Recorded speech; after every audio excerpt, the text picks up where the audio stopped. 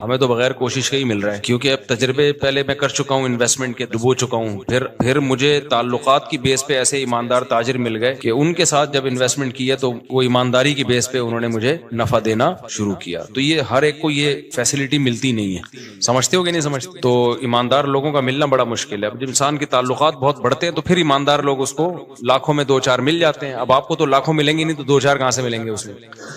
تو یہ جو ہے نا پیسہ کمانے کا، ان لوگوں سے پوچھو جو پیسہ کمانے کے طریقے جانتے ہیں. میری تو زندگی پیسے کو لات مارنے میں گزری ہے، نہیں کمانے میں گزری ہے. لوگ یہ سن کے حیران ہوتے ہیں مولوی صاحب باتیں کیسی کر رہے ہیں. اور یہ کوئی خوشی کی بات نہیں ہے کہ لات مارنے میں گزری، بیوقوفی کی ہے میں نے، لیکن کی ہے. یہ کاروبار میں نے کیا تو جان کر اس کو ٹھپ کرنے کی کوشش کی. یعنی میرے پاس کسٹمر جب آتا تھا نا، 2007-8 کی بات کر رہا ہوں، میرا شہد کا بزنس تھا، گھر میں شہد کا اسٹاک پڑا ہوا ہوتا تھا. یہاں بندہ آ کے کہتا تھا جی 1 کلو آپ بیری کا شہد، یہ کیش اماؤنٹ دے رہا ہوں آپ لے آئیں جا کے. میں کہتا اوپر کون جائے یار، سیڑھیاں چڑھ کے جانا پڑے گا، لے کر آنا پڑے گا. تو میں کہتا تھا ایسا کریں آپ کل آ جائیں، کائنڈلی آپ کب آ جائیں.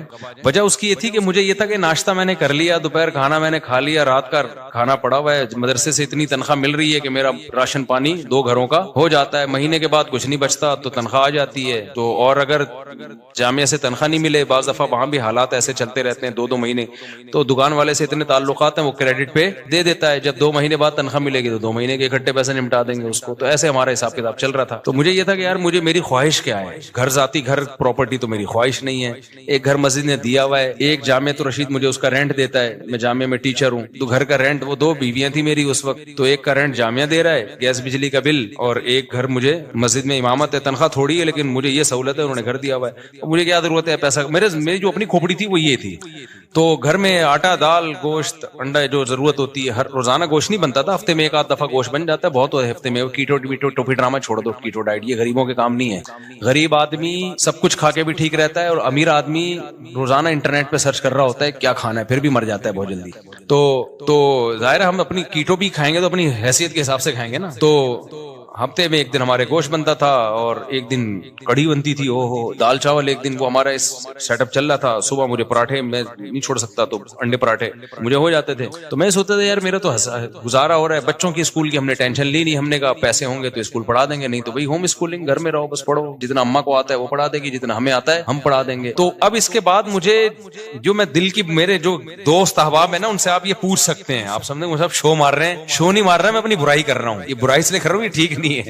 آپ ایسا نہ کریں کہ ہمارا اپنا مزاج ہمیشہ سے ایسے ہی. تو اب یہ کہ یار کیونکہ اب پڑ ہی نہیں رہی سر پہ نا، کوئی ضرورت ہی نہیں آ رہی. جب پڑتی ہے تو پھر آدمی کمانے کی سوچتا ہے، پڑ ہی نہیں رہی سر کے اوپر. میری ضرورت تھی پراٹھا. مجھے یاد ہے جب میں نے دوسری شادی کا ارادہ کیا، اچھا پراٹھا بھی گھر کا نہیں، مجھے ہوٹل ہی کا پراٹھا چاہیے، گھر کا نہیں. گھر میں وہ مزہ نہیں آتا پراٹھا جتنا بھی اچھا بنا ہو. ابھی میرے ساتھ بیٹھ کے پراٹھا کھاؤ تو تمہیں پتا ہے. ایک دن لاہور سے ایک بندے آئے، انہوں نے کہا یہ پراٹھے بیان میں بہت کرتے ہو. میں اس کو لے گیا ہوٹل میں نے ناشتہ کرا، کہہ رہا یار واقعی ایسا پراٹھا آج تک میں نے نہیں کھایا. تو وہ بڑے پیٹ کے لیے بہت نقصان دہ ہوتے ہیں، لیکن یہ ذہن میں رکھیے گا وہ سفید آٹے کے پراٹھے ہوتے ہیں، مزہ بہت ہے.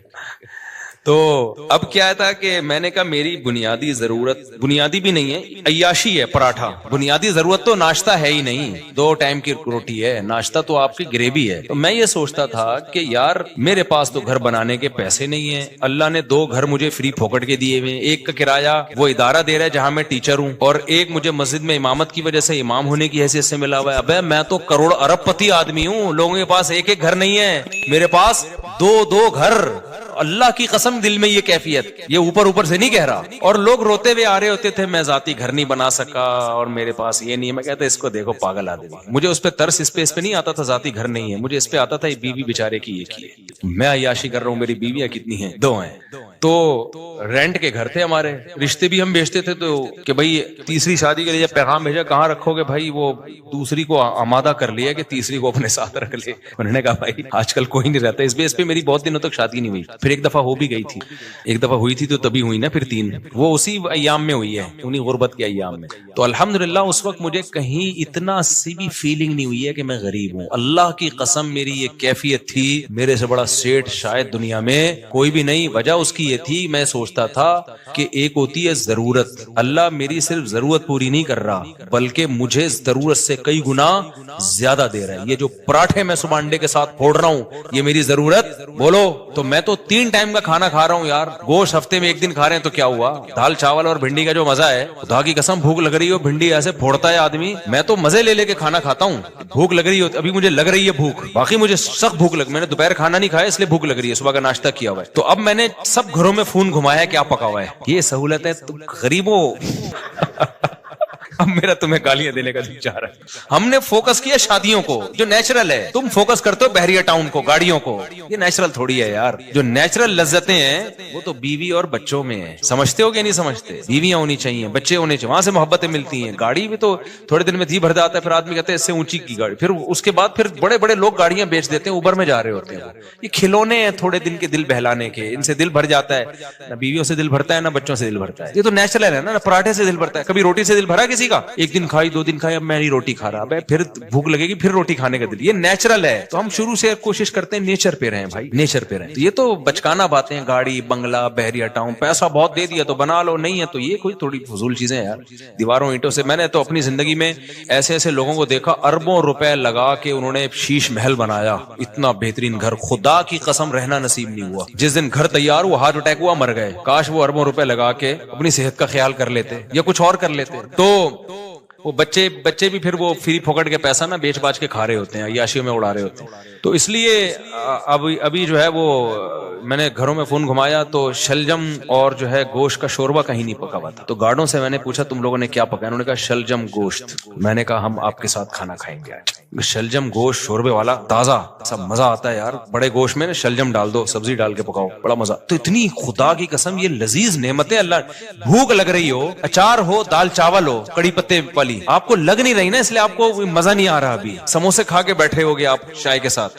جس کو بھوک لگ رہی ہو نا اس کو میری باتوں کو وہ انجوائے کرے گا. مجھے چونکہ لگ رہی ہے, باتوں میں مزہ آتا ہے. یہ نیچرل لذتیں ہیں جن کو یہ مل رہی ہیں, بس وہ عیاشیوں میں ہے بھائی. کیا کرنا ہے ایسی دولت کا, نہ کچھ کھا سکتا ہے نا. اکثر مالدار ہم نے دیکھے ہیں, ایک آدھ بچہ ان کا, وہی بچہ خراب نکلا, وہی ٹینشن دے رہا ہے, زندگی عذاب بن گئی ان کی. شروع میں پیسے سے برگر اتنے کھا لیے کہ اب کچھ کھانے کے قابل نہیں بچے, اتنا وزن بڑھ گیا ان کا, کھا ہی نہیں سکتے. پراٹھے کا نام سن کے بے ہوش ہو جاتے ہیں وہ. تو سب سے بڑی نعمت صحت ہے, بیوی بچے ہیں, اور سر چھپانے کے لیے جگہ مل جائے, بے شک وہ کرائے ہی کی کیوں نہ ہو. تو میں کہتا یار لوگوں کے پاس ایک جگہ, میرے پاس کتنی ہے, حالانکہ میرا ان میں سے ایک بھی نہیں. مسجد والے جب امامت سے نکالے تو گھر بھی گیا, کیا خیال ہے. تو اور ایک کا کرایہ جامع رشید دے رہا تھا, وہ بھی کرایہ دے رہا تھا, تو انہوں نے کہا لے لو, اور وہ بھی ایک مخصوص کرایہ تھا. تو مجھے لگا کہ یار میرے لیے اتنا بہت ہے. 2 کمروں کا گھر لیا ہوا تھا میں نے. ایک دفعہ ایک صاحب آئے ہمارے گھر, دیکھے 2 کمروں کا گھر ہے. انہوں نے کہا یار مفتی صاحب ممبر پہ باتیں اتنی بڑی بڑی, یہ گھر ہے ٹوٹل؟ میں نے کہا جتنی بڑی باتیں اس سے بڑا اللہ نے گھر دیا ہے ہمیں الحمدللہ. 2 کمرے, میری ضرورت اس سے پوری ہو رہی ہے. اس وقت میرے 16 بچے تھوڑی تھے, 2 بچے تھے, تو 2 کمرے بہت ہیں, بہت ہیں 2 کمرے رہ لیتے ہیں. ایک واش روم ہے, کچن ہے, تھوڑے بہت. بس ایک چیز کی مجھے ٹینشن تھی, دھوپ نہیں ہے اس میں, ہوا بھی تھی, دھوپ نہیں ہے. تو وہ ایک ٹینشن تھی. تو میں کہتا تھا یار اللہ نے ساری عیاشیاں دی ہوئی ہیں, تو ایک تھوڑی سی اگر ٹینشن دے دی تو کیا ہے, دھوپ کا انتظام نہیں ہے. کیونکہ سن لائٹ میرے لیے, میں نہیں بغیر دھوپ کے بغیر گزارا ہوتا. تو پھر وہ یہ بڑی ایک ٹینشن ہوتی ہے انسان کو. خیر, تو میں جب دوسری کی سوچ رہا تھا نا, تو میں ناشتے نہیں مجھ سے چھوٹ رہے تھے ہوٹلوں کے, ہوٹل کے جو خاص قسم کا پراٹھا. تو مجھے یاد ہے میں نے اپنے دوست کے ساتھ پلاننگ کی, یار میں دوسری شادی کر رہا ہوں, میرا خرچہ بڑھے گا, مجھے یہ ہوٹل کا پراٹھا چھوڑنا پڑے گا. آپ اندازہ لگا رہے ہو غربت کا. لیکن میں غریب نہ اس وقت سمجھتا تھا نہ اب, اور حقیقت ہی ہم کہاں خسے غریب ہیں بھائی. میں نے کہا یار یہ مجھے قربانی دینی پڑے گی, کیونکہ اب میرے خرچے ڈبل ہو جائیں گے. تو مجھے اب یہاں سے کیا کرنا ہے, یہ عیاشی جو ہے نا, عیاشی پٹھان ہوٹل کے جا کے پراٹھے پھوڑ, یہ عیاشی مجھے چھوڑنی پڑے گی. لیکن اللہ کی قدرت ایسی ہوئی کہ وہ بھی نہیں چھوڑنی پڑی. آپ جیسے جیسے شادی کرتے ہیں, بچے ہوتے ہیں, آپ کی سورس آف انکم بڑھتی چلی جاتی ہے, کم نہیں ہوتی ہے. تو کم ہوتی نہیں ہے کسی قیمت. اب میری سورس آف انکم پھر کہاں سے, کہ آسمان سے پیسے برسنا شروع ہوئے. میرے ساتھ ایسے ایسے معاملات ہوئے ہیں کہ میں تو بتا رہا ہوں نا, کاروبار شروع کیا تو یہ بزنس ہو رہا تھا میرا, میں بیٹھا ہوا ہوں, جی شہد چاہیے, ابے اوپر کون جائے گا شہد لینے, کیوں میری ضرورتیں پوری ہو رہی ہیں. مجھے لگ رہا ہے یہ بزنس کیا ہے, غریبی ہے. اگلے دن آ رہے ہیں انکل بھائی اب تو لے آؤ, آؤ, پھر اگلے دن گیا میں شہد لایا, چلو یار لے لو بھائی. اس طرح سے ہمارا شہد بک رہا ہے, اس سے جو پروفٹ ہو رہا ہے وہ بھی اتنا ہونا شروع ہو گیا, لیکن اتنا نہیں ہوا کہ کسی کے بزنس میں جو باقاعدہ. تو مجھے پھر اب تو چونکہ میرے مالی حالات اور اچھے ہو گئے الحمدللہ, تو پھر مجھے لگا کہ یار اچھا, پھر میں نے نکاح جب رجسٹریشن, میں نکاح فری میں پڑھاتا تھا, پیسے نہیں لیتا تھا, مجھے عجیب سا لگتا تھا نکاح پڑھا رہے آدمی پیسے لے رہا ہے اس. لیکن کیا ہوا 4-6 دفعہ مجھے اندازہ ہوا کہ بھائی یہ نکاح کا نامہ, نکاح نامہ بیٹھ کے فل کرتے رہو, نادرا سے وہ لوگ بھی پیسے مانگتے ہیں, نادرا سے رجسٹریشن کرواؤ, اس کی اچھا خاصا ٹینشن والا کام ہے. یا تو میں پابندی لگا دوں, میں کسی کا نکاح نہیں پڑھاؤں گا, یا مجھے کوئی بندہ رکھنا پڑے گا. پھر میں نے بندہ رکھا کیونکہ میرے پاس بہت زیادہ لوگ آ رہے تھے نکاح پڑھوانے کے لیے. اچھا, اس کام کے لیے مجھے نکاح رجسٹرار بننا تھا. لوگوں نے کہا مفتی صاحب آپ نکاح رجسٹرار بن جاؤ, اس میں بڑے پیسے آئیں گے. میں نے کہا 1 سال تک مجھے یہ توفیق ہی نہیں مل رہی کہ میں جاؤں آفس کہ مجھے سرٹیفکیٹ دے دو قاضی کی نکاح رجسٹرار. ہلا ہی نہیں جا رہا کیونکہ ضرورت نہیں ہے نا, پراٹھے چل رہے تھے اسی حساب سے, تو میں کیوں جاؤں. پھر میں نے کیا کیا, ایک قاضی نے مجھے, ایک نکاح رجسٹرار نے کہا یار آپ میرا فارم لے کے پڑھا آپ دیا کرو, فیس لے کے مجھے دے دیا کرو آپ. میں رجسٹر کر, تو میں نے ایسا کرنا شروع کیا. 6 مہینے میں نے ایسے کیا. ایک نکاح رجسٹرار آئے, انہوں نے کہا میرے پاس پورا سیٹ اپ ہے, پڑھا آپ دیا کرو, ڈاکومنٹیشن میں کر دوں گا, پیسے کس کو دے دیا کرو. تو میں نے پیسے لینا شروع کر دیا, ان کو دینا شروع کی. تو محنت ہو رہی تھی نا بیچارے کی, نکاح بھرنا بھی ہے اس نے. ایک دن کیا ہوا, جو یونین کونسل میں ہوتے ہیں نا جو نکاح رجسٹریشن کا سرٹیفکیٹ دیتے ہیں, وہ خود میرے پاس چل کے آ گیا.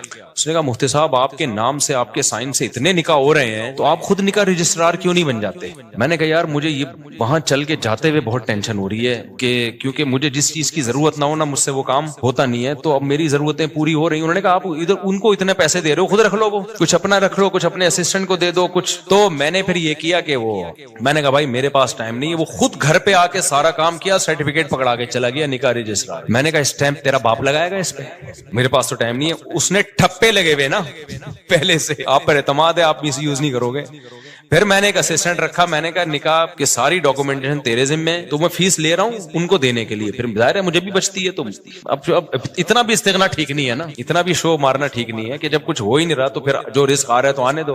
پھر ہم نے اس کی فیس رکھ دی. ہم نے کہا ٹھیک ہے بھائی اتنا تیرا, اتنا ٹائم تو لگ رہا ہے نا. یہاں جا کے پھر یہ اتنے نکاح آنے شروع ہو گئے کہ انڈے پراٹھوں سے ہم تھوڑا آگے, ہم نے کہا فری پکڑ کا آ رہا ہے بھائی. اچھا خیر, پھر بھی اتنی فیس نہیں ہے جتنی لوگ لے رہے ہیں. میں اپنے نام کی فیس لینا چاہوں نا, جو اللہ نے ٹوٹی پھوٹی ہم جیسے نالائقوں کو شہرت دے دی, تو اس اسٹیج پہ پہنچنے کے بعد قاضی کی فیس 1.5 لاکھ 2 لاکھ ہوتی ہے. ہماری فیس اس سال 10,000 ہوئی ہے, سمجھ رہے ہو. اور اس میں بھی لوگوں کو کہا ہوا ہے کہ کوئی بھی ایک دفعہ کہہ دے کہ میرے پاس نہیں ہے تو دوبارہ اس سے پوچھنے کی ضرورت نہیں. یہ نہیں اس کے کہ تو آئی فون لے کے کیسے گھوم رہا ہے جب تو کم بخت 10,000 نہیں دے سکتا, یہ تیرے پاس یہ موبائل کہاں سے, یہ نہیں. اس کو میں نے اسسٹنٹ کو بتایا جو ایک دفعہ کہہ دینا کہ نہیں دے سکتا, دوبارہ پوچھنے کی ضرورت بولو نہیں, فری میں پڑھائیں گے. فری میں بہت سارے نکاح پڑھاتا ہوں, اور تعلق والوں سے تو ایک روپیہ بھی نہیں ہوتا, بلکہ اسسٹنٹ کو اپنی جیب سے دے رہا ہوتا ہوں کہ یار تیری محنت تو لگ رہی, نادرا میں تو خرچہ ہو رہا ہے نا, مجھ سے لے لینا پیسے. سمجھ میں نہیں آ رہی, میرا خیال ہے بات. تو ہم نے تو پوری زندگی کوشش کی ہے نالائقی میں پیسے کو لات مارنے کی. یہ شادیاں بچوں ہی کی برکت ہے جو اللہ کھلائے. اللہ نے مجھے زندہ رکھا ہوا اب تک اس لیے تاکہ 15 سال پہلے جو میرے ساتھ دوست تھے نا, جو کہتے تھے تم شادیاں کر رہے ہو, پیسہ ہے نہیں تمہارے پاس, بھوک سے مرو گے, تو اللہ نے مجھے اب تک زندہ اس لیے رکھا ہوا ہے یہ بتانے کے لیے کہ ان کو بتا دینا کہ اس بچوں کی سپیڈ بھی کم نہیں ہوئی ہے, شادیوں کی سپیڈ میں بھی کوئی کمی نہیں آئی ہے, اور اللہ کیسے کھلا رہا ہے, کیسے کھلا رہا ہے. ایک اہل حدیث دوست نے میرے 2010 یا 11 میں مجھ سے ملنے کے لیے آئے تھے, اتنی بڑی داڑھی ان کی, لال نا کلر, وہ مہندی لگائی ہوئی انہوں نے, میری 4 شادیوں والی کتاب پڑھی انہوں نے. ابھی میرا کل ان سے فون پہ, پرسوں ان سے فون پہ بات ہوئی ہے, اس لیے میں یہ واقعہ سنا رہا ہوں. وہ آئے, کہتے ہیں آپ نے کیا کتاب لکھی ہے مفتی صاحب. اچھا, انہوں نے میرے حالات دیکھے, میری پھٹ پٹی, انہوں نے مجھے اپنے گھر میں دعوت کی. انہوں نے کہا یار میں نے ایسی کتاب آج تک نہیں پڑھی. بڑے متاثر تھے. یہ وہی ہے جن کو تبلیغ میں نہیں میں نے بتایا تھا کہ وہ سارے فرقوں میں دھکے کھا کے آخر میں گئے تبلیغ میں, وہ یہ وہی ہیں, بروہی ہیں, بروہی. تو بلوچستان سے ان کا تعلق ہے. انہوں نے میری گھر میں دعوت کی, میں اپنی پھٹ پٹی پہ گیا. اچھا, اس وقت بھی ہمارا ہم پھٹ پٹی کو سمجھ رہے تھے لینڈ کروزر ہے ہماری, غربت کا تو اس وقت بھی احساس نہیں تھا, کیونکہ بھائی لوگوں کے پاس یہ بھی نہیں ہوتی یار, تو ہم تو پھٹپٹی بھی جا رہے ہیں, ٹرن کر کے پہنچ گئے. مجھے یہ خوشی ہوتی تھی کہ اس کے پیسے میرے پاس ہیں الحمدللہ, میں پیٹرول ڈال سکتا ہوں اپنے خرچے پہ. تو ان کا پرسوں فون آیا, انہوں نے کہا مفتی صاحب مجھے آپ کا وہ زمانہ یاد ہے, اور کہتے ہیں میں آپ کا ہر جگہ دفاع کرتا ہوں, ہر جگہ دفاع کرتا ہوں, کہ اس آدمی نے اس وقت یہ بات کہی تھی کہ پیسہ مت دیکھو, شادیاں کرو, نسل مت روکو. کہہ رہے اب لوگ نا آپ کی ریووں پہ اعتراض کرتے ہیں, یہ مفتی ریووں میں گھوم رہا ہے, یہ مفتی امریکہ جا رہا ہے, یہ مفتی جاپان جا رہا ہے, یہ مفتی سوئٹزرلینڈ جا رہا ہے, یہ مفتی یہ وہ. بھائی جب ظاہر ہے نوٹ آئیں گے تو شادیاں تو ہوں گی. کہہ رہا ہے میں ہر ایک کے ساتھ سامنے دفاع کرتا ہوں کہ میں اس مفتی کو جتنا جانتا ہوں آپ لوگ نہیں جانتے. اس مفتی کے پاس بچے پہلے آئے ہیں, بیویاں پہلے آئی ہیں, ریوو, اور ابھی تک یہ ریوو میری نہیں ہے, کرائے پہ ہے. اچھا یہ ویسے ہی راز کی بات بتا دوں, لیکن ہم اس کو کیا سمجھتے ہیں, یہ بینک سے لیوے تو رینٹ دینا پڑتا ہے تو. لیکن بھائی ہمیں اس سے کیا, میری ہے یا رینٹ کی ابے ہے تو اسٹیئرنگ کس کے کنٹرول میں ہے, میرے کنٹرول, میری ہے بس. کرائے کا گھر ہے, اگر چابی اس کی میرے پاس ہے تو کس کا گھر ہے وہ, مالک مکان میری پرمیشن کے بغیر نہیں گھس سکتا گھر میں. آئے نا اگر بولے تو کیوں آ رہا ہے بھائی, تو میرا گھر ہے. تو اتنا کافی ہے میرا ہونے کے لیے, اس سے زیادہ کی ہوس مت کرو. پھر بہت پیسہ اللہ نے دے دیا تو ٹھیک ہے. اب مجھے گارڈننگ کا بہت شوق تھا, میرے پاس تو زمین ہی نہیں تھی سبزیاں اگانے کے لیے, تو اب ایک ہے تو گورنمنٹ کی زمین ہی ہے لیکن کسی کام کی نہیں ہے, تو ہم نے یہاں پودے لگانا شروع کر دیے. جب تک کوئی چھیڑ نہیں رہا تو ہم اپنی سمجھ رہے ہیں. ابھی میں نے اس کا ولاگ بھی بنایا ہے, لوگ سمجھ رہے ہیں مصطفیٰ کے پاس بڑا ایریا زبردست, حالانکہ وہ گورنمنٹ کی زمین ہے لیکن مجھے اس سے کیا کرنا, جب وہ میرے کام میں سبزی اگا کے مجھے دے رہی ہے, میرے ٹماٹر کا شوق پورا کر رہی ہے, میری بھنڈی کا شوق پورا کر رہی ہے, تو ابھی اپنی بھی تو یہی کرتی ہے. اس میں گورنمنٹ تو خوشی ہوگی, اچھا کسی کام میں آ رہی ہے. یہ جو نرسری والے ہوتے ہیں یہ تو فٹ پاتھوں پہ لگا رہے ہوتے ہیں نا, یہ جو فٹ پاتھ پہ نہیں, وہ جو بیچ میں روڈ کے بیچ میں جگہ ہوتے ہیں, گورنمنٹ تو چاہتی ہے اچھا ہے گرینری ہوگی, تو بس وہ اپنی سمجھو اس کو یار. تم تو مجھے کیا کرنا ہے کہ کاغذ میں میرے نام ہو. بھائی جو چیز میرے استعمال میں ہے وہ کس کی ہے. آپ نے پراٹھا اپنے خرچوں سے خرید کے مجھے اس میں شریک کر لیا, تو یہ پراٹھا کس کا ہے, میرا ہے, مزہ وہی آئے گا اس میں. اب میں نے چونکہ اپنے پیسوں سے نہیں خریدا, ابے تو بے وقوف آدمی ہے, تو کسی اور کے پیسوں سے اگر تو تجھے پراٹھا کھلا رہا ہے, اور تیرا دوست ہے, کوئی بھیکاری بن کے نہیں کھلا رہا, کوئی ایسا نہیں کوئی بات میں تجھے تانے دے رہا ہو, تو تمہیں تو نوالا پیٹ میں جا رہا ہے نا, تمہاری تو بنیادی ضرورتیں پوری ہو رہی ہیں. اب تمہارے خرچے پہ ہو, کسی اور کے خرچے پہ ہو, تمہیں آم کھانے سے مطلب ہے, تمہیں پیڑ گننے سے مطلب نہیں ہونا چاہیے. تو میرے رب کے مجھ پر احسانات ہیں, جب میں پیدا ہوا تو مجھے ماں بھی ملی محبت والی, باپ بھی ملا محبت والا, بہن بھائی کی نعمت ملی, ابا اماں کھلاتے رہے, اس وقت میرے خرچے پہ نہیں ابا کے خرچے پہ ہم کھاتے رہے, ہمیں کھانے سے مطلب تھا. اللہ نے ہمیں گھر کی چھت بھی دی, ابا کے گھر تھا وہ, میرا گھر نہیں تھا, تو مجھے اس سے کیا غرض کہ مجھے تو گھر مل گیا نا جو میری ضرورت ہے. پھر جب ہماری شادی ہوئی, دوسری جب ہوئی, تو دھکے مار کے گھر سے نکالنے کی کوشش سے پہلے ہی ہم نکل گئے, الحمدللہ ہمیں پتا تھا نکال دیا جائے گا, لیکن ہم پہلے ہی نکل گئے.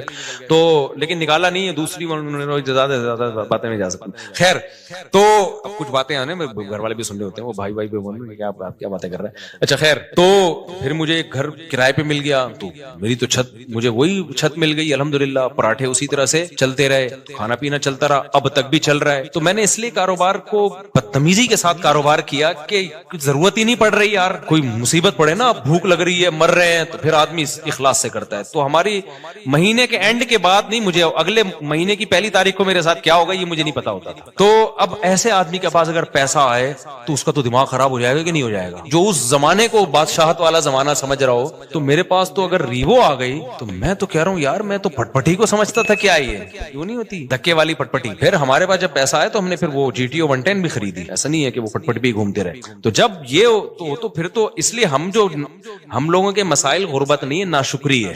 آپ نے ایک فرض کیا ہوا ہے کہ میں نے اس لیول تک جانا ہے, میں نے, ابے کیوں فرض کر کے بیٹھا ہوا ہے, تو محنت ضرور کر, اللہ دے ٹھیک ہے, نہیں دے تو جو ہے اس پہ سمجھو کہ بہت دیا اللہ نے ہمیں, اور اس سے انسان کی صحت اچھی ہوتی ہے, خوش رہتا ہے تو اور اچھی ہو جاتی ہے صحت, ہر چیز کو انجوائے کرتا ہے. اور جو آدمی بیچارہ دولت کی ٹینشن لے کے بیٹھا, وہ کمبخت دولت بھی اس کے کام کی نہیں ہوتی, اس کو ہر وقت ٹینشنیں کھائی جا رہی ہوتی. تو خوش رہنا سیکھو بھائی, خوش وہی رہے گا جو کہے گا میرے پاس میری حیثیت سے زیادہ اللہ نے مجھے دیا ہے. جو یہ جس کے دماغ میں کانسیپٹ آ گیا نا, تو وہ خوش رہے گا. اور جو یہ سمجھنے لگا کہ میری ضرورت اتنی ہے, اللہ دے کم رہا ہے مجھے, تو بھی ٹینشن میں جاؤ گے. تو پراپرٹی کو ٹینشن نہ بناؤ, ذاتی گاڑی کو ٹینشن, بولو پیسہ کمانا نہ چھوڑ دو, پہلے ہی مرے ہوئے لوگ ہیں اور مر جائیں گے. ایسا نہ ہو میری موٹیویشن سے آپ سمجھے پیسہ, غریب لوگ ہیں, ملک کا بیڑا غرق ہو رہا ہے, لوگوں کے پاس پیسہ آئے گا تو ملک کو بھی فائدہ. اور پیسہ کوشش کرو ڈالر میں کماؤ, پاکستانی کرنسی میں پیسہ کمانے کا زکات دینی چاہیے ایسے آدمی کو جو یعنی کرنسی میں پیسہ کما رہا ہے. تو پیسہ کماؤ ڈالر میں. ہم تو لوگوں کو ترغیب دیتے ہیں باہر سے پیسہ لے کر آؤ, تبھی میں لوگوں کو کہتا ہوں یوٹیوب چینل بناؤ, ولاگنگ کرو, کچھ بھی کرو. ابھی تو میرا ایونٹ تو اسلام آباد میں یہی تو ترغیب دینے کے لیے تھا کہ یہ جو یوٹیوب ہے نا, بہترین جو یوٹیوب کی ارننگ کے جو حرام ہونے کے لوگ کہتے ہیں نا حرام ہے, اس کو تو میں کئی دفعہ دلائل دے چکا ہوں. لوگ کہتے ہیں احتیاط والے پہلو پر عمل کریں, اگر حلال حرام میں بہتر. بھائی احتیاط والے پہلو پر اگر آپ عمل کر رہے ہو تو دوسری احتیاط چھوٹ رہی ہے. اب یہ جو یوٹیوب ہے, سوشل میڈیا ہے, یہ ریمیڈنس لانے کا ایک بہت بڑا ذریعہ ہے. اگر آپ اسی کو حرام قرار دے دیا, ایک تو خالص حرام ہے, وہ تو کبھی بھی حلال نہیں ہو سکتا, لیکن اگر گنجائش کا پہلو نکل رہا ہے تو لوگوں کو دینا چاہیے.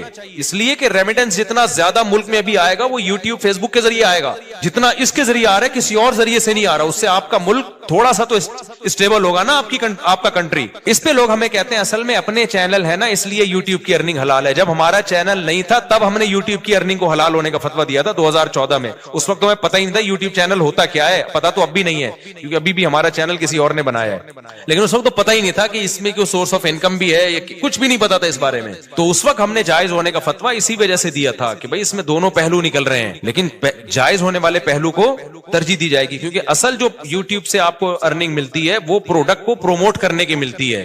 اس میں جو لڑکیاں آ رہی ہیں وہ ایک اضافی چیز ہے, پیسے اس کے نہیں مل رہے. جیسے موبائل کی دکان پہ آپ لڑکی کو بٹھا دو تو بٹھانا غلط کام ہے, آپ نے اگر خود بٹھایا ہو کسی اور نے بٹھایا تو وہ آپ کو گنا بھی نہیں ملے گا اس کا. تو یوٹیوب ہمارے مشورے سے تھوڑی لا رہا ہوتا ہے وہ اشتہار میں لڑکیوں کو. تو آپ نے اگر موبائل کی دکان پہ لڑکی بٹھا دی ہے تو لڑکی بٹھانا غلط عمل ہے, لیکن اس سے آپ کی ارننگ تھوڑی حرام ہو جائے گی کیونکہ لڑکی دیکھنے کے پیسے تھوڑی لوگ دے رہے ہیں نا. آپ کو نہیں آ رہی سمجھ میں رکھا. ابے دیکھو آج کل لوگ کیا بڑی غیر اخلاقی حرکت کر رہے ہیں کہ ان کی دکان چل نہیں رہی ہوتی تو کسی حسینہ کو لا کے بٹھا دیتے ہیں موبائل شاپ پہ. آپ کو پتا ہے قوم ٹھرکی ہے, شادیاں وادیاں تو کرتی نہیں ہے, تو کہیں سے بھی ان کو اسمیل آ جائے نا کسی لڑکی کی تو وہاں پہنچ جاتے ہیں. وہاں بیٹھو داڑھی مونچھوں والا عجیب سا بغلیں بال بڑے ہوئے اس کے وہ بیٹھا ہوا ہے وہاں پہ, اور ایک میں کوئی حسینہ بیٹھی ہوئی ہے موبائل بیچ رہی ہے. تو کراؤڈ کدھر, ٹھرکیوں کا کراؤڈ کدھر جاتا ہے, کہتے ہیں چلو موبائل ملا نہ ملا اس بہانے کسی انٹی سے بات کا موقع مل جائے گا, تو وہاں چلے جاتے ہیں, موبائل بھی اس بہانے بک جاتا ہے. تو یہ غیر اخلاقی حرکت ہے نا. لیکن کوئی مفتی یہ نہیں کہے گا کہ وہ جو موبائل فروخت ہوا ہے اس کی ارننگ حرام ہو گئی, اس لیے کہ ارننگ اس لڑکی سے بات چیت یا بدنظری کی نہیں ہے. اس کو جو پیسے مل رہے ہیں وہ اس موبائل کے عوض میں پیسے مل رہے ہیں. یہ عمل غلط ہے کہ آپ لوگوں کو غلط طریقے سے کھینچ کے لا رہے ہو, لیکن اس سے ارننگ حرام نہیں ہوگی. اور یہ بھی عمل جب غلط ہے جب آپ نے کیا ہو. تو یوٹیوب پہ جو مونیٹائزیشن کے بعد آپ کو پیسے ملتے ہیں وہ کمپنیوں کی پروڈکٹ کو پروموٹ کرنے کے پیسے ملتے ہیں. پروموٹ کرنے کے لیے لڑکیوں کو بھی بیچ میں گھسیڑ دیتے ہیں وہ, تو یہ غلط کر رہے ہیں. لیکن یہ آپ غلط نہیں کر رہے, یہ کون غلط کر رہا ہے, یہ گوگل غلط کر رہا ہے. تو گوگل ہمارے پاس ہوتا تو ہم نہیں کرنے دیتے اس کو, یہ آپ کے اختیار میں تھوڑی ہے. اس کی مثال ہے آپ نے کرائے پہ کسی کو دکان دے دی موبائل بیچنے کے لیے, آپ نے کہا بھائی مجھے اتنا رینٹ چاہیے, اس نے لڑکی لے جا کے بٹھا دی. لوگ کہیں گے آپ کی دکان میں لڑکیاں بیٹھی ہوئی, آپ کہیں گے بھائی یہ میرے اختیار میں نہیں ہے, یہ میں نے کسی کو رینٹ پہ دی بھی ہے, اور میں نے شراب کی دکان نہیں کھولی, اس پہ شراب بیچنے کی اجازت نہیں ہے. اب وہ بیٹھا ہے, یہ اس کو سمجھاؤ, تبلیغ میں سیر روزہ لگواؤ اس کا تاکہ وہ یہ کام نہ کرے. تو یہاں بھی ایسا ہی ہو رہا ہے. اس لیے مفتی کا کام ہوتا ہے, جو مفتیان کرام ہوتے ہیں ہر پہلو سے فتویٰ دو. ہمارے پاس 2013-14 میں یہ یوٹیوب کی مونیٹائزیشن کے سوالات آئے تھے, اس وقت علماء کا پینل بیٹھا تھا پوری ڈیٹیل کے. اس وقت ہمارا کوئی چینل نہیں تھا, نہ ہمارا ارادہ تھا, اور 2-3 سال کے بعد بھی لوگوں نے بتایا کہ چینل آپ مونیٹائز کر لیں. میں نے کہا چھوڑو یار, ہمیں کیا پیسہ کمانا ہے یوٹیوب, وہی ہمارے تو پراٹھے پورے ہو رہے ہیں. پھر بھی نہیں کیا ہم نے مونیٹائز, لوگ کما رہے تھے ہم نے کمانے دیا ان کو. اس کے بعد پھر یہ جو ایڈمن ہے ہمارے یو ایس اے میں احمد طالب, انہوں نے 18 میں چینل بنایا, انہوں نے خود یہ مونیٹائزیشن کی ہے. مجھے تو مونیٹائزیشن کا لفظ ہی کئی دنوں کے بعد جا کے یاد ہوا تھا کہ یہ کیا ہوتا ہے. پھر پیسہ بھی انہی کے پاس جاتا ہے. انہوں نے کہا ہم نے وہ لوگ رکھنے, امپلائیز رکھنے چینل کو گرو کرنے کے لیے. تو اگر پھر بھی میں نے بھی بنایا ہو تو اس میں یہ الزام کہ چونکہ اپنے چینل مونیٹائز ہوئے ہوئے اس چکر میں انہوں نے مفتیوں نے حلال ہونے کا فتویٰ دیا, تو یہ بدگمانی ہے. یعنی مولویوں کو کسی حال میں جو اگر ہم حرام ہونے کا فتویٰ دیتے ہیں نا تو پتہ ہے لوگ کیا کہتے ہیں, اب یہ ان کو تو کیا, ان کے تو چارج, ان کے تو نکاح پڑھا کے پیسے آ رہے ہیں نا, ان کے تو ہدیے نذرانے مل رہے ہیں, قوم جائے بھاڑ میں, ان کو بس حلال حرام کی. تو لوگ یہ باتیں کرتے ہیں. حلال ہونے کا فتویٰ دیا, اصل میں اپنے چینل کھل گئے ہیں نا ان لوگوں کے, اس لیے یہ کر رہے ہیں. تو وہی ہے ملامتی فرقہ ہے مولوی تو کسی حال میں. اور کچھ مولوی ایسے ہوتے بھی ہیں, 2 نمبر بھی ہوتے ہیں, لیکن ہمارے ہاں جو فتویٰ دیا گیا ہے وہ اس کسی لالچ کی بیس پہ نہیں دیا گیا. اور میں اور مزید آپ کو ایک احتیاط, ہم نے فتویٰ دیا اس کی مونیٹائزیشن کے جواز کا, لیکن جب ہمارے ایڈمن احمد بھائی نے میرے چینل کو مونیٹائز کیا ہے نا تو میں نے کہا اس میں میں دوسرے علماء سے بھی فتویٰ لوں گا, اپنے بارے میں میں اور احتیاط کروں گا. ہم نے دوسروں کو تو جواز کا فتویٰ دیا ہے, لیکن اپنے بارے میں اپنی فتوے پر عمل کروں نہ. تو جو ایکسپرٹ مفتیان کرام ہیں, جو مجھ سے بھی زیادہ ایکسپرٹ ہیں, آدھا 1-1 گھنٹہ میں نے بیٹھ کے ان سے پھر اس پہ ڈسکشن کی ہے کہ بھئی اور بھی جتنے پہلوؤں کے لحاظ سے اس پہ غور کیا جا سکتا ہے. تو یہ بات کہاں سے چلی تھی, تو یہ مجھ سے پوچھ رہے کہ پیسہ کمانے کا طریقہ. تو میرے پاس تو ایک ہی طریقہ ہے, شادیاں کرو, بچے اسپیڈ سے پیدا کرو, جب ضرورت بڑھے گی تو رزق کے دروازے بھی بڑھ جائیں گے. لیکن ایسا ہے نہیں, بچے بھی اسپیڈ سے پیدا کرو, رزق کمانے کی کوشش بھی کرو. آپشنل ہمارے ساتھ ایسا ہو گیا کہ ہم نے رزق کو لات ماری پھر بھی رزق آ گیا, لیکن اللہ کا قانون یہ نہیں ہے. قانون اللہ کا یہ ہے کہ آپ کو شادی بھی کرنی ہے اور کمانے کی فکر بھی. میرے ساتھ شاید اس لیے بھی ہو گیا ہو کہ ہم تو دین کی خدمت کے لیے میں نے وقف کیا اپنے آپ کو کہ یار ہم ساری زندگی دین کی خدمت کریں گے, تو شاید اللہ کی کوئی رحمت ہو گئی ہو کہ چلو یار ایک بندہ دین کی خدمت میں لگا ہوا ہے اور عبرت کا نشان نہ بن جائے کہیں 4 شادیوں کے بعد سارا فلسفہ ہی دفن ہو جائے شاید. اور یہ بھی ڈھیل بھی ہو سکتی ہے اللہ کی طرف سے, استدراج بھی, کہ اللہ تعالیٰ میرے کسی کسی عمل سے ناخوش ہوں، اللہ بچائے ایسی بات سے، لیکن بہرحال اللہ کہ ٹھیک ہے ابھی کھا لے بیٹا تجھے پکڑوں گا میں، اللہ بچا کے، یہ بھی ڈر لگتا ہے ہمیں تو یہ بہت سارے ہو سکتے ہیں، لیکن جو شریعت کا اصول قاعدہ اور ضابطہ ہے کہ جیسے نماز پڑھنا فرض ہے، رزق حلال کمانا اور اس کی کوشش کرنا بھی اسی طریقے سے فرض ہے. تبھی میں ان دنوں میں بھی تعریف کے طور پر یہ باتیں نہیں کرتا تھا، میں کہتا یار یہ میں نالائق ہوں. وَسَخَّرَ لَكُم مَّا فِي السَّمَاوَاتِ وَمَا فِي الْأَرْضِ. اچھا، اللہ الذی سخر لکم البحر لتجری الفلک فیہ بأمرہ ولتبتغوا من فضلہ ولعلکم تشکرون. سورہ جاسیہ کا جو مضمون چل رہا تھا، اللہ نے فرمایا کہ زمین اور آسمان میں بہت بڑی بڑی نشانیاں ہیں ان لوگوں کے لیے جو اللہ کے وجود، اللہ کی توحید پر ایمان لانا چاہتے ہیں. تلک آیات اللہ نتلوہا علیک بالحق. اللہ فرماتے ہیں یہ آیات ہم آپ کو سناتے ہیں حق کے ساتھ. اور پھر اللہ نے فرمایا کہ جو لوگ اس کے منکر ہیں وہ بہت بڑے گناہگار ہیں، بہت بڑے جھوٹے ہیں. ویل لکل افاک اثیم. تباہی ہے ان لوگوں کے لیے جو بہت بڑے جھوٹے اور بڑے گناہگار ہیں. یعنی نبی صلی اللہ علیہ وسلم سچے ہیں، ان کے مقابلے میں جو آپ کا انکار کر رہے ہیں وہ چھوٹے جھوٹے نہیں بلکہ بہت بڑے جھوٹے ہیں. اب قرآن پھر دلائل دے رہا ہے. دیکھیں یہ چونکہ مکی صورتیں ہیں نا، تو حضرت عائشہ رضی اللہ تعالی عنہا سے بخاری میں حدیث منقول ہے کہ اللہ تعالیٰ نے مکہ میں، حدیث کا مفہوم میں آپ کے سامنے بیان کر رہا ہوں، کہ اللہ تعالیٰ نے مکہ میں احکام نازل نہیں کیے، زیادہ احکام، شراب حرام ہونا، سود کا حرام ہونا، یہ زیادہ احکام نازل نہیں کیے، بلکہ ان کے دل میں توحید کو، آخرت پر ایمان کو بٹھایا. اس لیے مکہ والی آیتوں میں تکرار بہت ہے، بار بار آخرت، توحید، اللہ کا وجود. کیونکہ مشرکین میں جو کافر لوگ تھے ان میں کچھ مشرک تھے، اللہ کے وجود کو مانتے تھے لیکن ساتھ میں غیروں کو شریک کرتے تھے. کچھ ایسے تھے جو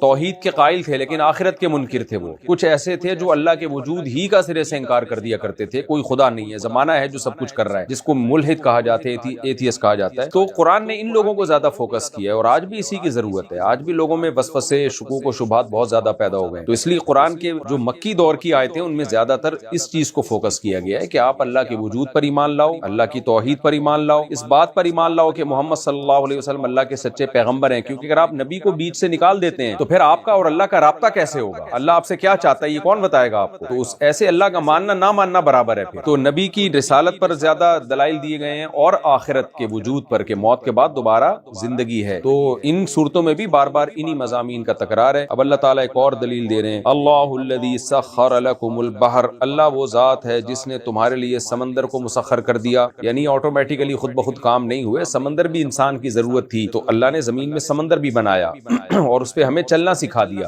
اگر اس پہ چلنا نہ سکھاتا، اللہ سفر نہ سکھاتا، انسان قحط سے مرنا شروع ہو جاتے، تجارت بند ہو جاتی. لتجری الفلک فیہ بامرہ، تاکہ کشتیاں اس میں چلیں اللہ کے حکم سے. ولتبتغوا من فضلہ، اور تاکہ تم روزی تلاش کرو، اللہ کا فضل تلاش کرو. ولعلکم تشکرون، اور تاکہ تم شکر کرو، نہ یہ کہ اللہ کی نعمتوں سے فائدہ اٹھاؤ اور بول دو کوئی خدا نہیں ہے جیسے کہ کافر کرتا ہے. وسخر لکم ما فی السماوات، اور فرمایا صرف سمندر کیا، ما فی السماوات، جو کچھ آسمانوں میں ہے وہ سب ہم نے تمہارے لیے مسخر کر دیا ہے. تسخیر کہتے ہیں کسی طاقتور چیز کو قابو میں لے کے آپ کے فرما بردار بنا دینا. تو کائنات تو بڑی، زمین اور آسمان تو بہت پاورفل ہے، انسان کمزور ہے، لیکن اللہ نے اس پوری کائنات کو لا کے انسان کے قدموں میں ڈال دی ہے. ما فی السماوات، جو کچھ آسمانوں میں ہے، وما فی الارض، اور جو کچھ زمینوں میں ہے، سب تمہارے کام میں لگا دیا. اس کا آسان ترجمہ یہ کیا جاتا ہے کہ ان سب کو تمہاری خدمت میں لگا دیا، تمہارے کام میں لگا دیا. کیونکہ اصل میں تو مسخر کرنا کہتے ہیں نا، جیسے سرکش گھوڑا ہو یا کوئی بھی بہت طاقتور ہو، اس کو لا کے آپ کے فرما بردار بنا دیا، اس کو آپ، اس کی لگام آپ کے ہاتھ میں دے دی، اس کا کنٹرول آپ کے ہاتھ میں دے دیا. تو کائنات کا کنٹرول ہمارے ہاتھ میں دینے کا مطلب کیا ہے؟ مطلب یہ کہ سب کچھ ہماری خدمت میں ہے، ہمارے کام میں لگا دیا اللہ نے اس کو، یہ سب ہماری خدمت کر رہے ہیں. وما فی الارض، اور جو کچھ زمینوں میں ہے، جمیعا، سب کا سب، منہ، اللہ نے اپنی طرف سے، یہ اللہ کا کام. کتنا زبردست اس میں قرآن میں حکم بیان کیا. اور حقیقت یہ ہے کہ اسلام سے پہلے جو شرک تھا نا دنیا میں، جس نے انسان کو ذلت کی پستیوں میں ڈال دیا تھا. انسان نے دیکھا سورج چمکتا ہوا نظر آیا، اس کے سامنے جھک گیا. کوئی آگ کے سامنے جھک گیا. کسی نے گائے کو ماں بنا لیا، ماتا اور معبود بنا لیا. اس آیت نے ان تمام نظریات کی نفی کر دی. اللہ نے کہا یہ سب تمہارے نوکر ہیں، سورج تمہارا نوکر، تمہارے کام میں، تمہاری خدمت میں. خادم کبھی معبود نہیں ہوتا، خادم کو رسپیکٹ بھی نہیں دی جاتی ہے. یعنی اللہ نے بتا دیا کہ تم قابل عزت ہو، اگر سجدہ ہوگا تو سورج سورج تمہیں سجدہ کرے نہ کہ تم سورج کو سجدہ کرو، آگ تمہیں سجدہ کرے، گائے تمہیں سجدہ کرے، وہ تمہارے سامنے جھکے گی گائے، تم اس کو معبود نہیں بناؤ گے، یہ پتھر تمہارے سامنے جھکیں گے، تم تھوڑی ان کے سامنے جھکو گے۔ یہی وجہ ہے کہ اللہ نے فرشتوں کو آدم کے سامنے جھکایا۔ تو انسان کو جو انسانیت کی معراج پہ لے کر گیا ہے وہ قرآن لے کر گیا ہے۔ 1400 سال پہلے یہ آیتیں نازل ہو رہی ہیں جب انسان ہر طاقتور چیز کو معبود بنا کے اس کی عبادت شروع کر دیتا تھا، تو اللہ نے بتا دیا کہ یہ ساری کائنات، دیکھیں کتنا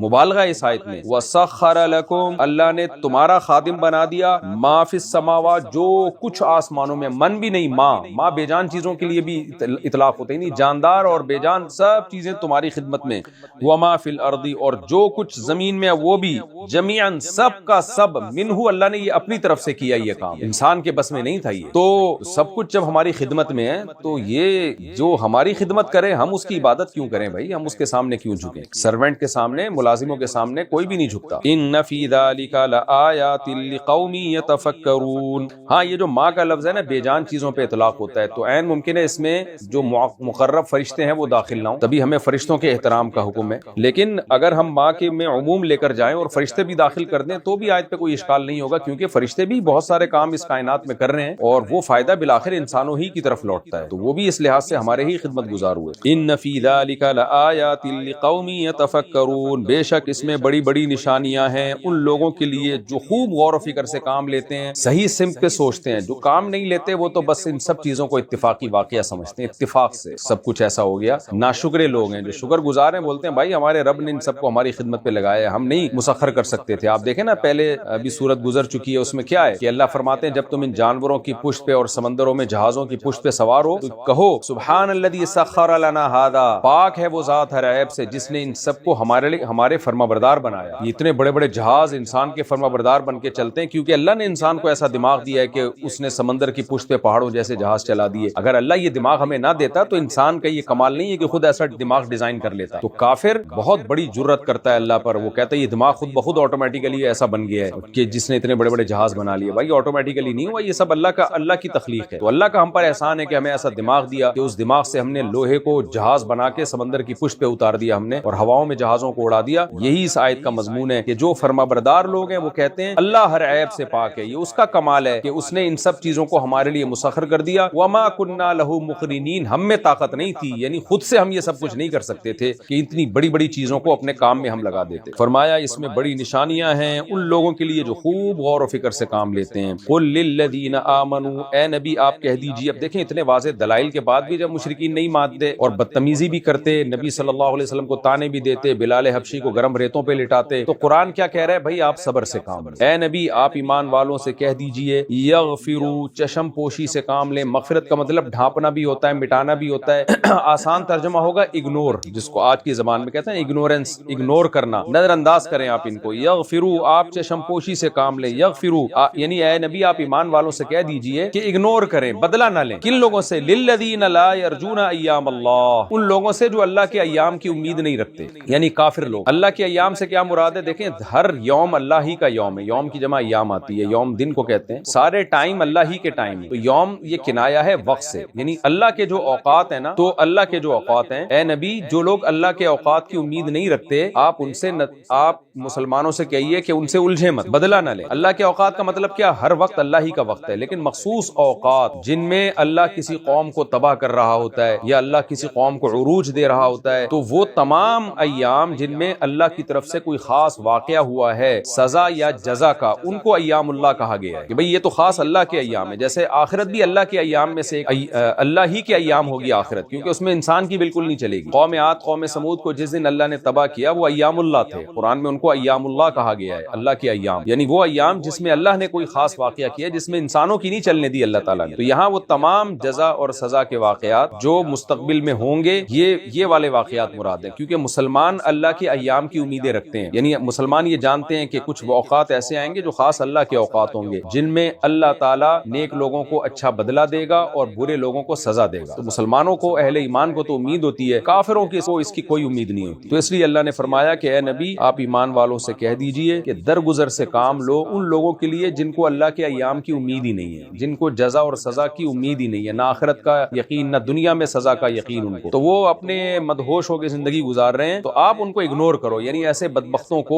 سے بدلہ نہ لیں آپ، کیونکہ آپ نے بدلہ لیا تو جواب میں وہ بدلہ لیں گے، پھر آپ اسی بحث میں اور اسی مشن میں لگ جاؤ گے جو آپ کی دعوت کا کام ہے، اس میں آپ پیچھے رہ جاؤ گے۔ اس لیے ان کو اگنور کر کے اپنے کام میں لگے رہیں، آپ الجھے نہیں ان کے ساتھ۔ تو اللہ نے یہ بھی بتا دیا کہ یہ کفر کر کیوں رہے ہیں، وجہ اس کفر کی یہی ہے کہ ان کو اللہ کے ایام کی امید ہی نہیں ہے، جزا و سزا کا یقین نہیں ہے۔ جب جزا اور سزا کا یقین نہیں ہوتا تو پھر انسان درندہ بن جاتا ہے، وہ پھر غلط راہ پر چل پڑتا ہے۔ تو یہ اس لیے غلط راہ پہ چل رہے ہیں کہ اللہ کے ایام کی ان کو امید نہیں ہے۔ تو اس میں ہمیں بھی بتا دیا کہ بھائی اپنے کام کو فوکس کرنا ہے، جاہلوں سے اگر ہم الجھنا شروع کر دیں اور غیر ضروری ان سے بحث مباحثہ شروع کر دیں تو اس میں آپ ہی کو نقصان ہے، وہ تو کرتے رہیں گے، فارغ بیٹھے ہیں۔ وہ فرمایا لیجزی قوما بما كانوا یکسبون، تاکہ اللہ بدلہ دے دے ان اعمال کا جو یہ کیا کرتے ہیں۔ یعنی اے نبی آپ مومنین کو کہہ دیجئے کہ تم بدلہ نہ لو، تم اپنے کام میں لگے رہو بس، تاکہ اللہ خود ہی بدلہ دے دے ان کے برے اعمال کا جو یہ کر رہے ہیں۔ یعنی اللہ خود یہ کام کر لے گا، تمہیں ضرورت نہیں ہے، تم اپنی دعوت اور تبلیغ میں لگے رہو۔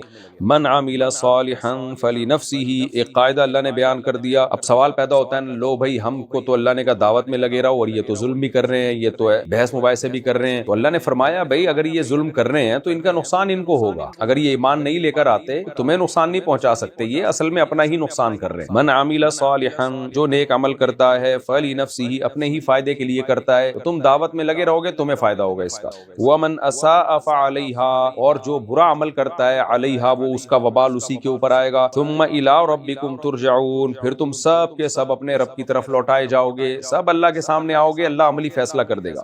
وَلَقَدْ آتَيْنَا بَنِي إِسْرَائِيلَ الْكِتَابَ وَالْحُكْمَ وَالنُّبُوَّةَ، اب ایک اور تسلی کے لیے اللہ نے مثال دی ہے، یعنی تسلی کے لیے ایک اور مثال دی ہے کہ جتنے تمہیں ہم نے دلائل دیے ہیں نا، اور مشرکین ان پر یقین نہیں کر رہے، بنی اسرائیل کو بہت زیادہ دلائل ہم نے دیے تھے، اس سے بھی زیادہ معجزے ہم نے دیے تھے جو اب تک تمہیں ہم دکھا چکے ہیں، اس کے باوجود بنی اسرائیل نے کیسا اختلاف کیا تھا؟ ضد کی وجہ سے۔ تو اس سے پتہ چلتا ہے کہ انسان کی طبیعت میں ضد حسد ہے، تو جہاں ضد اور حسد کا جذبہ ہوگا وہاں اختلاف لازمی ہوگا۔ وَلَقَدْ آتَيْنَا بَنِي إِسْرَائِيلَ الْكِتَابَ، البتہ تحقیق ہم نے بنی اسرائیل کو کتاب بھی دی، وَالْحُكْمَ، حکمت بھی، وَالنُّبُوَّةَ، اور نبوت بھی، یعنی ساری نعمتیں دے دی نا اللہ نے، ایک آسمانی کتاب الگ سے دے دی، حکمت کی باتیں جو ان کے پیغمبر نے ان کو سکھائیں، عقل مندی کی باتیں، اور نبوت، اور حکم سے مراد حکومت بھی ہو سکتی ہے، فیصلہ، یعنی ایک ریاست بھی دے دی ان کو۔ وَرَزَقْنَاهُم مِّنَ الطَّيِّبَاتِ، اور ہم نے ان کو پاکیزہ چیزیں دی کھانے کے لیے، یعنی رزق کی فراوانی بھی بہت دی۔ وَفَضَّلْنَاهُمْ عَلَى الْعَالَمِينَ، اور تمام جہان والوں پر ان کو فضیلت دے دی ہم نے،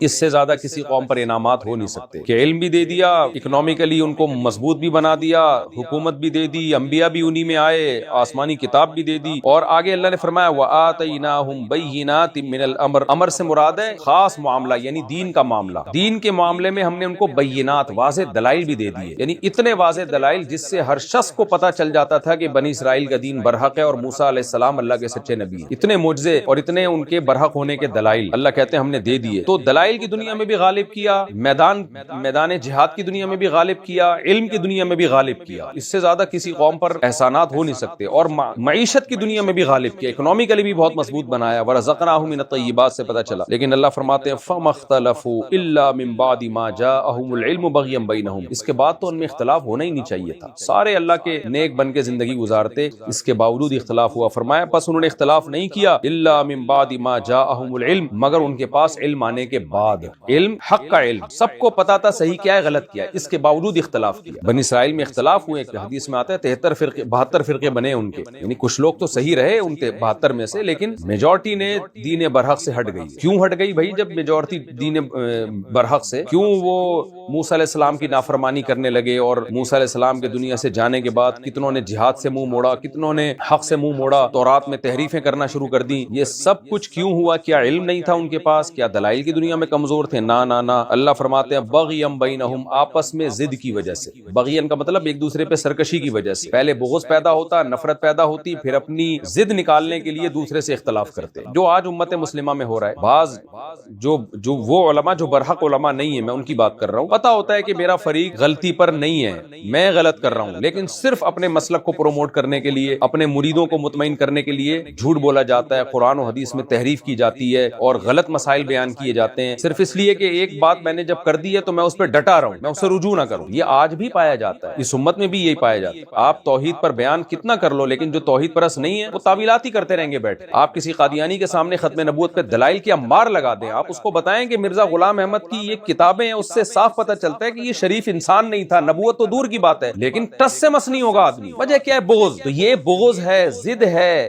جس کی وجہ سے کافر مسلمان نہیں ہوتا، اور مسلمان میں جو باطل فرقے پہ چل رہا ہے وہ اس باطل کو چھوڑتا نہیں ہے۔ نبی نے فرمایا تم یہود و نصارہ کو فالو کرو گے، یعنی جو برائیاں ان میں تھی تمہارے اندر بھی آئیں گی، تو سیم ہمیں وہ برائیاں نظر آ رہی ہیں امت مسلمہ میں، تو اور جو باطل مذہبی رہنما ہے، باطل پیر ہے، مشائخ ہیں، ان میں نظر آ رہا ہے کہ آپ دلائل کے انبار لگا دو وہ نہیں ہلتے بھائی اپنی جگہ سے۔ تو اللہ نے بتایا کہ اے نبی یہ سب کچھ ان میں اس لیے ہوا تھا ضد کی وجہ سے۔ تو بعض دفعہ ضد انسان کو حق سے روکتی ہے۔ علماء کہتے ہیں کہ نفس کے جو حملے ہیں نا وہ بہت خطرناک ہوتے ہیں۔ بعض دفعہ انسان یہ سمجھتا ہے کہ میں حق بیان کر رہا ہوں اور میں تبلیغ کا فریضہ ادا کر رہا ہوں، اور میں، لیکن ہوتا اندر اس کے دل ہے جو اس کو غلط چیز کی طرف لے کے جا رہا ہوتا ہے۔ حب جاہ ہے یا حب مال ہے، مال کی لالچ یا جاہ کی لالچ، یا کسی سے نفرت اور بغض ہوتا ہے جس کو پہ وہ حق کا لیبل لگا کے بیان کر رہا ہوتا ہے۔ تو اللہ نے فرمایا کہ جب انہوں نے کیا ایسا تو یہ مشرکین بھی تو انسان ہی ہے نا، تو صحابہ کو تسلی دی جا رہی ہے کہ یہ بھی حق کی مخالفت کریں گے، کیونکہ بنی اسرائیل کو اتنے معجزے مل کے بھی حق کی مخالفت کی انہوں نے، تو یہ کیوں نہیں کریں گے؟